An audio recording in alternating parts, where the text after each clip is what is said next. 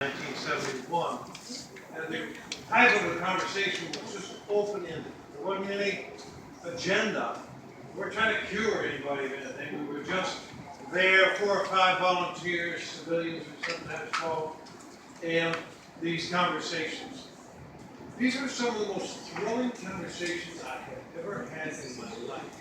And I have had the privilege to be there, as I say, many times. And here's a characteristic of what would come out. No, I never learned about anybody's particular crime. We never asked, and that just wasn't part of the conversation. But there was a lot of conversation about the inner process of the man was going through. Sometimes the civilians talked to the same issue, because we weren't any of us experts. We were just there, talking about what it's like to be a human, struggling with whatever it is that you're struggling with. And the stories are remarkable. Now, I'm not going to tell any of the stories tonight, but I am going to tell this one. After a while, well, I was a preacher back then, and I've been a preacher for a while. I just retired last week. What?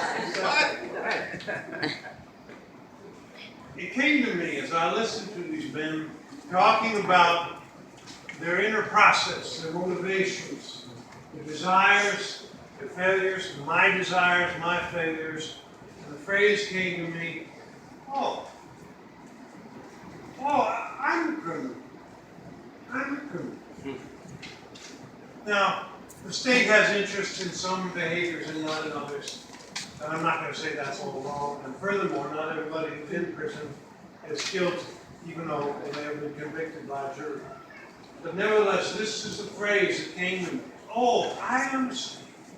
My own motivations, the way they move me to make choices that damage other people, I'm a criminal. Now, I brought that word into the pulpit. What do you think the reaction was? There wasn't one. What do you think some of the reactions were when the pastor, the preacher, says from the pulpit about mass incarceration?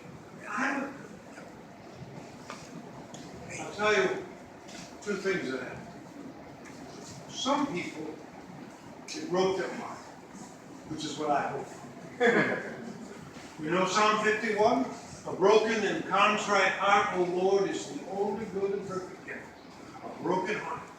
But some people got hard. What did he do? He must be hiding stuff from us. Why would he say such a thing? And here's what I'd like to draw out of this experience.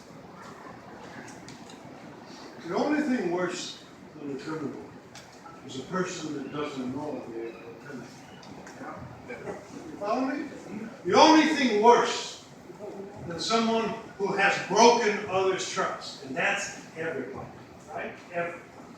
The only thing worse than that is someone who denies that they have broken others' trust. And so, why do I bring that into this conversation about rifles and so forth?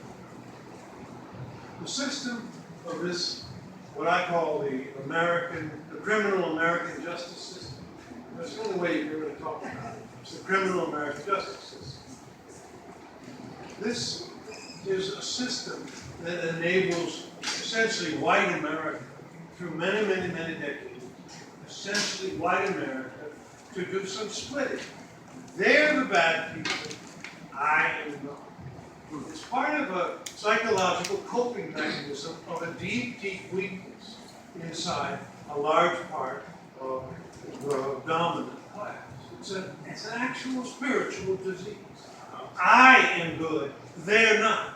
And the only way that a person is repressing all of his and her consciousness of their own, I'm going to call it criminality, their own wrongdoing, their own breaking of trust in their own life. The only way they're dealing with themselves is through denial by projecting all this essentially on the black man and the black woman. That's what's going on in America. It's a hugely significant spiritual crisis. It's been going on for, count them, 500 years. Right? 500 years. You can read from 1452 the declaration of Pope Nicholas V, as he writes to the Catholic kings of the nations of Europe, and I wish I had it memorized. It's on one of my sermons. You can go read it if you want. It's called, I think it's called Beyond Empire. And the gist of the Pope's 1452 declaration is, go out there, O kings and your sailors, and the imprisoned and enslaved, and despoil for Jesus wherever you go, in Jesus' name. Oh, 550 years of this splitting, this spiritual disease that has landed largely in the white races across the northern hemisphere. It's a serious problem. However, here's what I want to leave you with. There's nothing more tragic than the criminal who does not know it. He is a criminal. The men that I met in Attica prison year after year for 10 years have this stark, thrilling characteristic, which was they understood how to take all responsibility for their past and all responsibility for their hopes for their future, and to live into that. And it was thrilling to be part of that. Now, I'm not saying prison brought that about. Some of you have heard me say this before. If you see a green shoot coming up through concrete, you don't praise the concrete. It's the green shoot that you praise. Wow, you could live through that. And that happens in our prisons. And women and men, that's happening. That's a reality. It's such strength is coming out. And so we heard some of those stories here before. But I do want to say,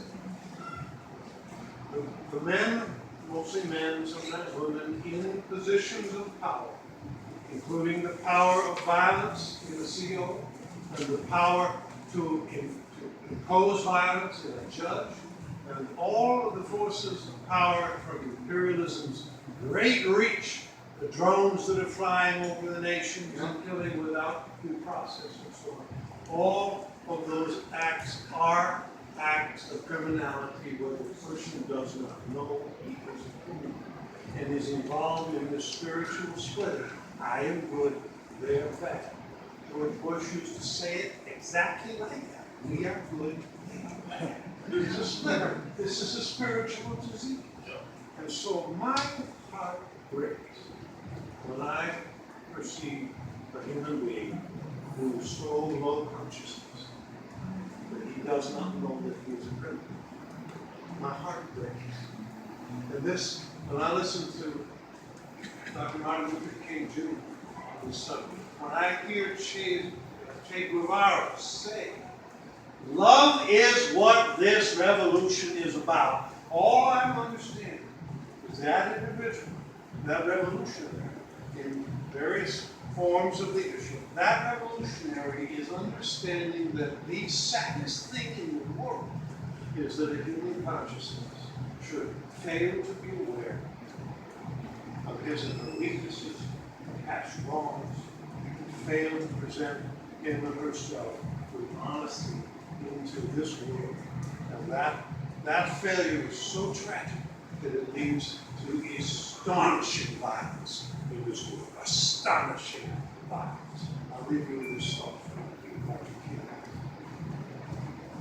One year before he was assassinated, as many of you know, he delivered a speech at the Riverside Church on April 1967. In that speech, which usually goes by the moniker Beyond Vietnam, he referred, not for the first time, to the giant triplets. Some of you recognize that phrase? The giant triplets of evil in America. Militarism, materialism, and racism. Militarism, materialism, and racism. Notice the metaphor, giant triplets, meaning born of something that is one source, one spiritual source of a deep, deep ignorance inside that part of our culture that wants to be wealthier than I should be, materialism, that wants to be split off from people that I can hate, racism, that wants to use violence to control and bring money into my culture, into my coffers, militaries. These are all deeply, deeply connected spiritual diseases that are rooted in that one thing the Bible tradition calls the love of money. The love of money is the root of all evil. When you go up and face